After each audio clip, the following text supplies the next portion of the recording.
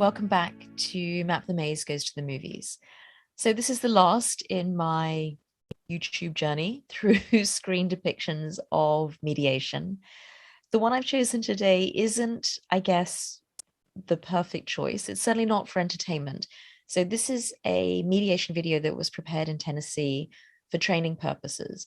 So it goes through the different, I guess, stages or the phases, as they describe them, of the mediation process. And it's relatively dry. But I think it gives a slightly fairer example, maybe a little bit more accurate example of what you might experience in the room. So this mediation is interesting in the sense that the lawyers are both present. This is a divorce mediation, but it also gives you a sense of, the mediator is speaking to both parties, she's engaging with both parties, she's modeling some calm, constructive behavior, she is managing the process, keeping momentum going. She's engaging both parties in trying to come up with ideas and solutions. And so from that perspective, from my perspective, she's definitely, at least in the versions that I have shown you of mediators online that are available to look at on screen, she's winning. There are, as you probably will experience if you go to mediation, this isn't the only model for how family mediators speak in mediation.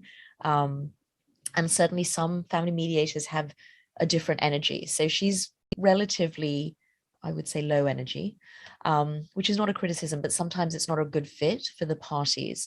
There are definitely mediators who are higher energy, and there are mediators who maybe are more focused on the emotional aspects of the separation and divorce. So they may come from a counseling background. There are mediators who are probably more focused on the problem solving. I think I probably put myself in that category.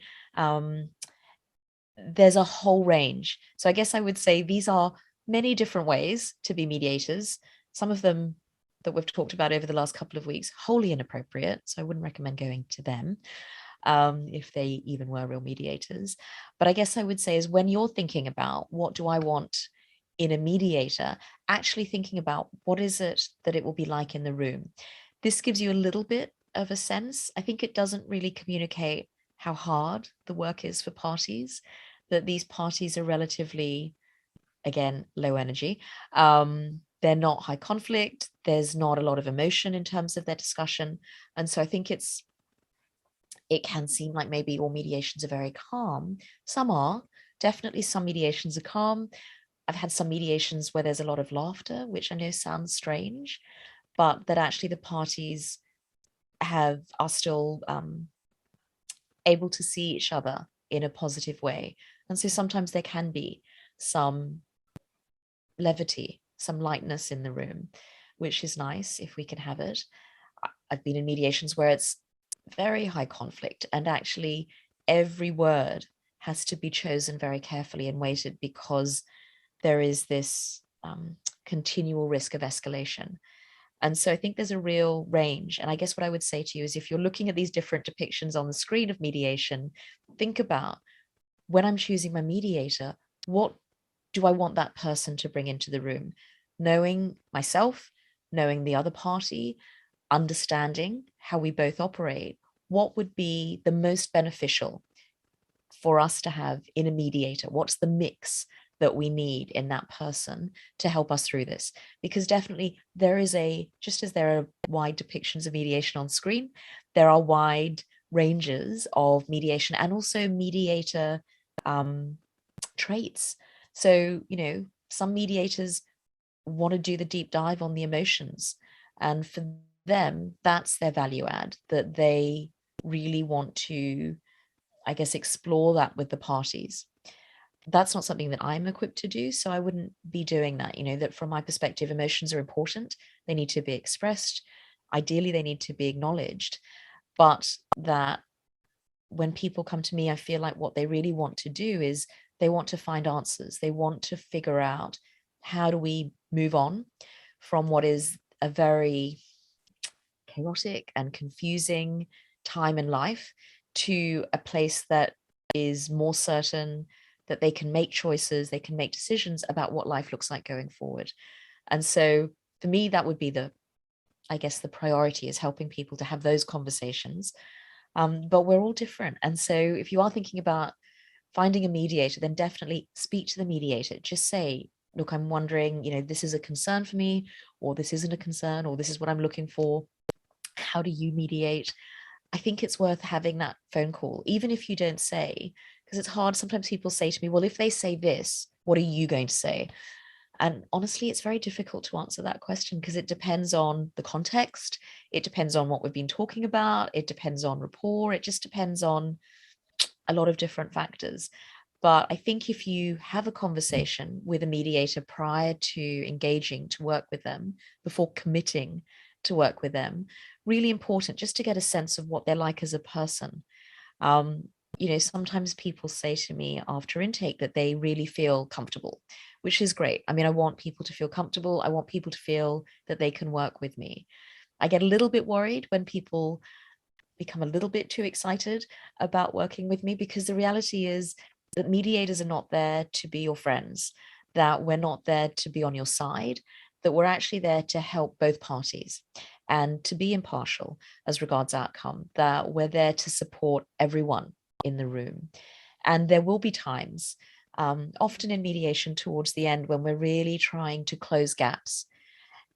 People can become, I think, convinced that mediators have decided that they're going to side with the other party.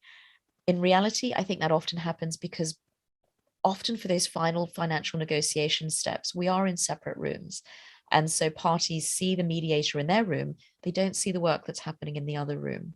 And I think sometimes that can make it seem as if, well, they're only tough on me. Yeah, but you're not seeing what's happening in the other room. So I think just remember that.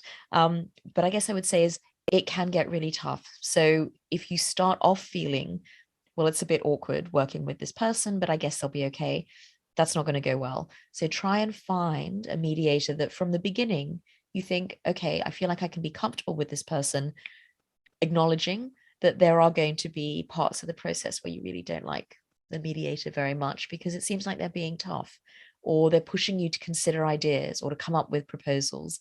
And that might be something that you find difficult. The reason we're doing it is because we want you to get there. We want everyone, all of the parties, to get to a resolution, to get to a place where the conflict is behind you. That I think for all mediators, that's the dream. That's kind of why we do this, that we want people to be able to move on with their lives and to live conflict free, to not have this simmering conflict in the background. So lots to think about. This is a little bit of a quieter video. I think you'll see what I mean. So if we started off with a high of the wedding crashes and then went through life of the party and then honestly hit the very low that is fairly legal, this is pretty dry. So this was obviously produced for training purposes, so it's not intended for entertainment. But if you wanted to have a little look at what mediation might look like, this could be a good starting point. Definitely better than anything in fairly legal or life of the party, I hate to say. Okay, so I hope you've enjoyed Map the Movies Goes to the Movies. Map the Maze goes to the movies this month. And I hope that the end of the year brings you some peace, some time for joy, some time for fun, and maybe a little time for reflection on what you would like 2022 to bring. It's been really fun for me, I guess, transitioning. It's been a learning curve, transitioning to YouTube. And I hope next year to bring you a whole range of exciting and intriguing things to listen to and watch and to think about. So thank you for coming with me on the journey. If you've been with me the whole time, and if you've stopped by today, thanks for stopping by. Take care, and I will see you in 2022.